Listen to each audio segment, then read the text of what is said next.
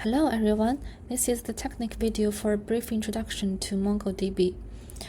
So I've loaded the sample Airbnb data from the official platform, and we can see that the file here is called collection in MongoDB, and the data record is called document. So here are many attributes in one document, so they are called fields. Actually, here are mainly two types of fields. One is ordinary, the other is those nested, which can be unfolded. Like this can be unfolded. Yes, and this type object is quite like a subdocument embedded in the whole document. So the total data structure of MongoDB is nested and hierarchy, and each document is identified by the unique ID, which is identical to the primary key from the relational model. So let's come to the coding part. First, we try to find the total number of the listing. Here's a functional API, so we don't need to write other codes. And now we want to do an AND operation. We want to find the listings with bedrooms bigger than 2 and price lower than 100. This mark is used as where in circle. So GT is bigger than, LT is lower than. So if we just omit the AND operation, like this, it will still do this for us because the AND operation is defaulted in this way. And so the OR operation can be done by this. Let's go deeper into MongoDB with our own data. We can use this order to clear the screen.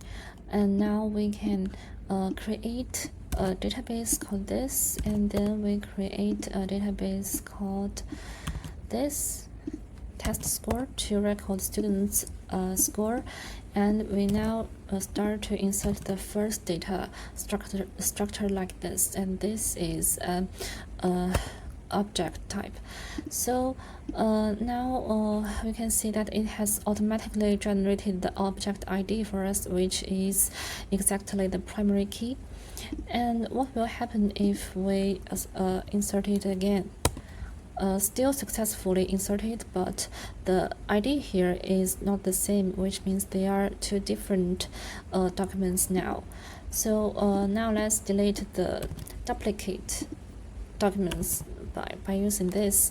What will happen? Well, so which one is deleted? We can use this to list all the documents at the present collection. So by comparing ID, we can see that is the first one which has been deleted. It means the order will delete the first data it meets. So now we continue to insert more data.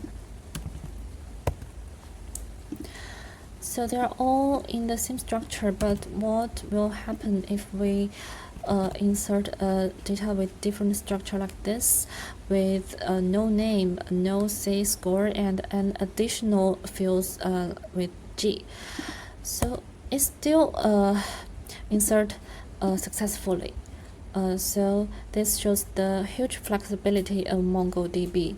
No strictly restricted schema, only documents.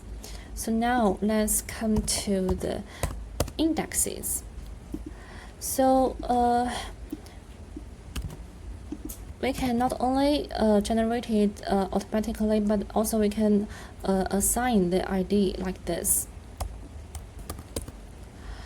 So what will happen if we continue to insert a data with the same ID? It will be filled, which is the nature of the primary key. So actually, we users can define our own unique index by this. Like we use the student ID as another unique index.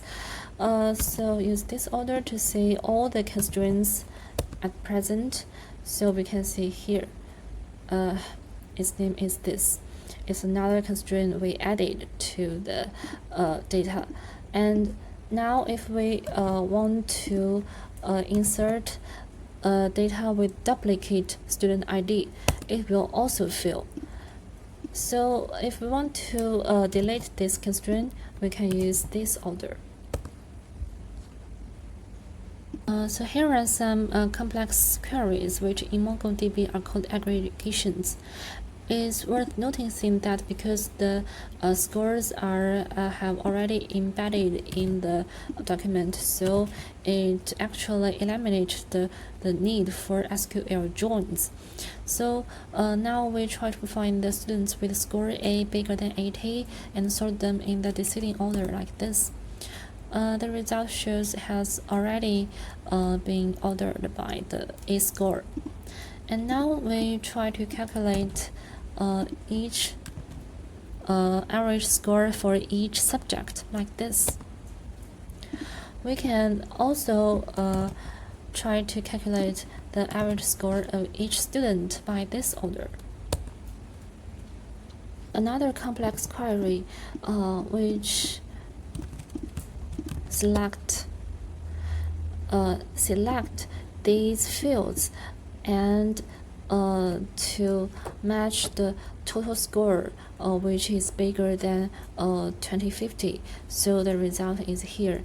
Actually, it will also be a very complex query if you use circle language, but in MongoDB is quite simplified. So now we can do the update operations. Like we can update some fields by this.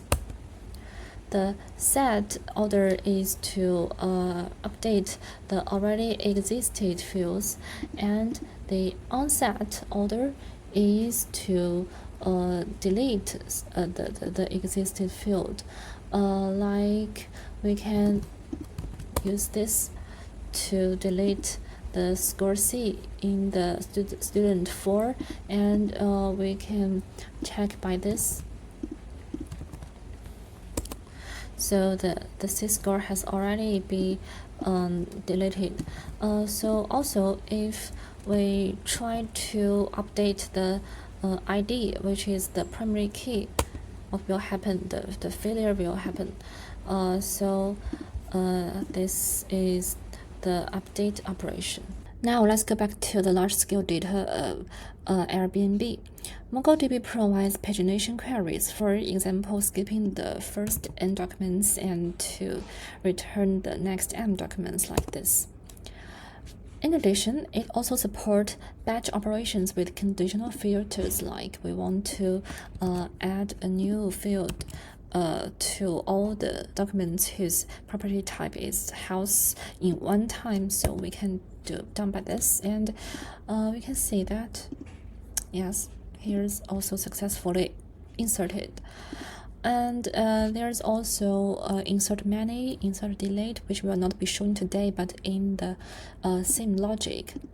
Now let's see a complex aggregation query. We want to know the average price of listings with at least 2 bedrooms, group them by property, and then sort the results to better know the market. Here, match is like the where in circle, and group by is here, and project here is like select in SQL to select the columns or the fields will be shown in the results, and sort here is in the descending sort. So now let's see. Yes, it's successfully quite like this. So we can see a quite opposite order compared to SQL, but more intuitive and closer to humans' natures, thinking, and language patterns. Besides, this is also more efficient because we don't need to join anymore. Furthermore, here we can even use the attributes from the nested fields, like we want to find those with empties which has a hair dryer empties is like here. We can see it's a array type data, and we want to drag out the value inside it, and this can also be done. So this is the simple introduction to this powerful database. Thanks for listening.